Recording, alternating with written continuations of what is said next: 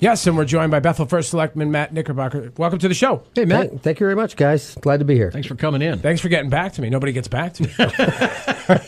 I always answer my emails, always. All right. That's good. So now we want you in because we have this situation that we read about in the News Times, and Ethan and I talked about it on the air, and I did a blog about it.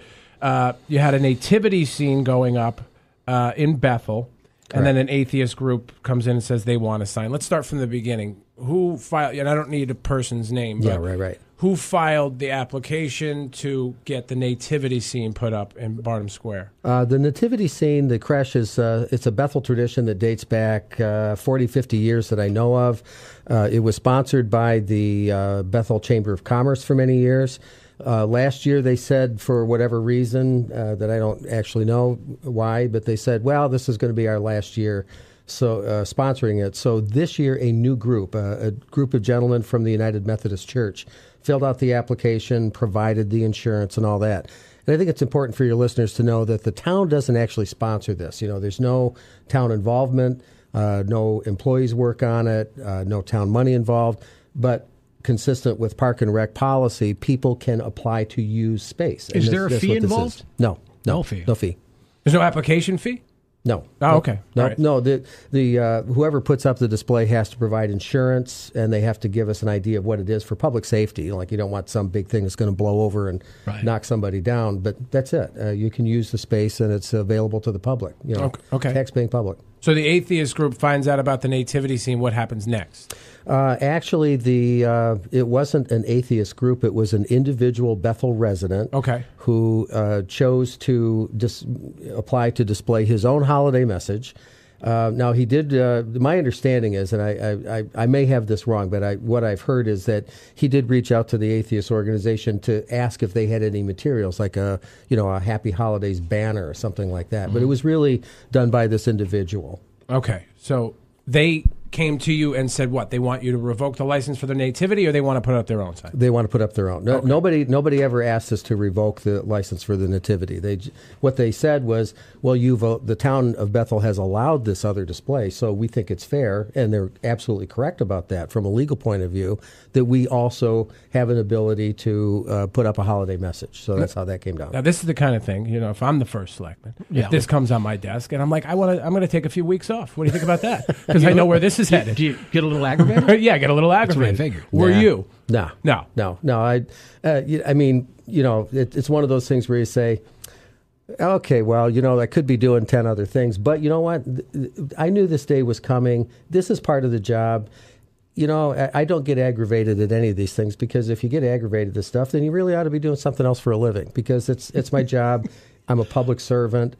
Even some people would disagree with me on this, but even the nice gentleman, the atheist who wants to put up the display, is a citizen, and he is well within his rights. Mm-hmm. So I have no problem processing this and moving this along. When I read the first article about this issue, I talked to somebody in another town who does similar work to Matt, and they said, yeah, well, this is going to end with the atheist sign going up, because they have to. Right.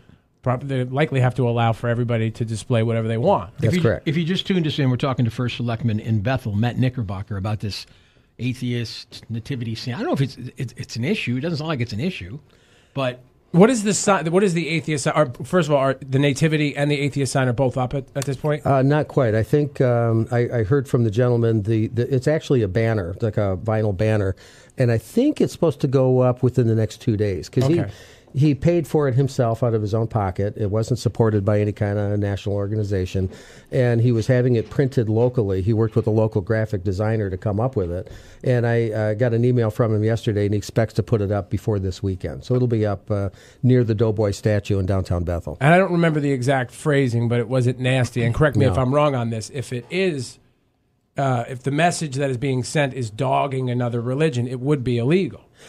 Actually, I'm not sure about that. We wrote a new policy. I wrote a new policy that the Board of Selectmen later approved that says, it gives step by step what you do, the permission, and it says in that policy that we will allow it as long as it doesn't demean or defame any other individual. Now, a lawyer will tell you that part of it may or may not hold up. It's a gray area. Yeah, it's a First Amendment right, but what I'm trying to do is preserve a longstanding Bethel tradition that actually has more significance than just religious. That the creche in the nation's history has a lot of weight to it as a cultural icon.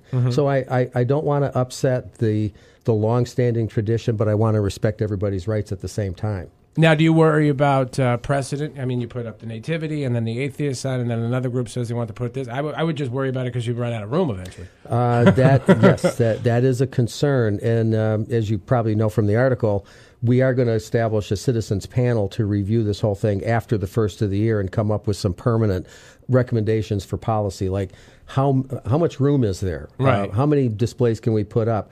If there are more applications than we have room for, then where else could we put them?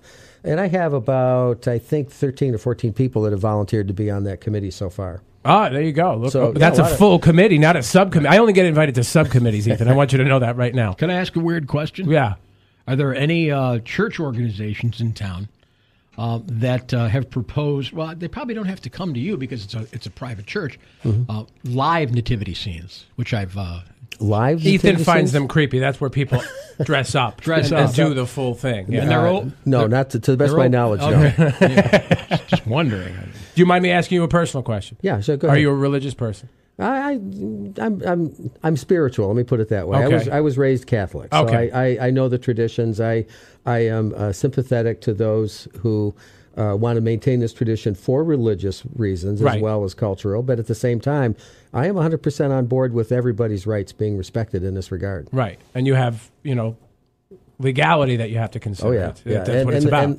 And this is something I really want people to understand. The law is very, very clear. There are Supreme Court decisions and federal district court decisions that date back to the late 70s, and they consistently say, if you're going to allow one, you must allow all. And more importantly, you can't just limit it to religion. For example, when we had the meeting where we approved the new policy, I think it was November 26th. This is where it gets scary. Right. After that, because now you got furries putting up. Yeah, you're right. But people said, "Oh, we're fine. Yeah, we'd love to have a menorah and whatever else." But then, as soon as they saw that on the banner the word atheist was there, then they didn't like it so much. And you can't distinguish between religions or non-religions. So it's a holiday message. Right. See, I have my own personal feelings on this. I don't think the listeners would be surprised to learn what they are. But I don't have Matt's job. Yeah, right. And he has to consider all the angles. And I think you did a great job in this situation. And I appreciate you coming in. Thank you very much. And by the way, I have a confession for you. I have a toy for your drive. Oh, excellent. And I forgot to bring it. I was listening to your show. Yeah. And you know what it is? So I walked out the door. I was running a little bit late. I had my phone in one hand, my coffee in the other, and my brain says, okay, you got both hands full. You're good. Let's go. Right. And the toy said, so I'll be back. I'll be back later on. All right. That works out. I have one more question. You have another question. Okay. Yeah. Is it a Bethel-related question? Yes, it is. Okay. Well, it could relate to actually any town where they have nativity scenes. Is it enclosed? Yes, it is. It is. Okay. It is, yeah. Well, then that answers my question. I'm just wondering if anybody has ever tried to steal, like one of the apostles. That happens. Or baby But that Jesus happens or something. like once a year somewhere in this country. Right. Somebody steals Jesus. And I mean, what are you doing?